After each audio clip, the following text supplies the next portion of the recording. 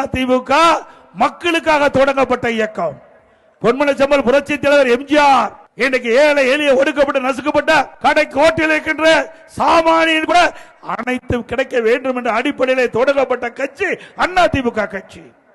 அதே போல அவருடைய மறைவுக்கு பிறகு இதே புரட்சி தலைவி அம்மா அவர்கள் கண்ணை இமைகாப்பதை போல இயக்கத்தை கட்டி காத்து பொன்மனச்செம்மல் புரட்சி தலைவர் எம்ஜிஆர் விட்டு சென்ற பணியை சிறப்பாக செயல்பட்டு இன்றைக்கு நாட்டு மக்களுக்கு தேவையான திட்டங்களை கொடுத்து நாட்டு மக்கள் மனதிலே வாழ்ந்து கொண்டிருக்கின்ற தலைவர்கள் பொன்மனச்செம்மல் புரட்சி தலைவர் எம்ஜிஆர், இதே புரட்சி தலைவி அம்மா. சிந்திச்சு பாருங்க, இன்றைக்கு இருவரும் தலைவர்கள் இல்லாத காலத்தில் கூட அதிமுக வலிமையான இயக்கம் என்பதற்கு இதுவே உதாரணம். இந்த கட்சியில உழைப்பவர்களுக்கு மரியாதை இருக்கின்றது. அதனால இந்த கட்சியை உடைக்க முடியல, முடக்க முடியல. எவ்வளவு முயற்சி செய்து பார்த்தார் ஸ்டாலின் அவர்கள்.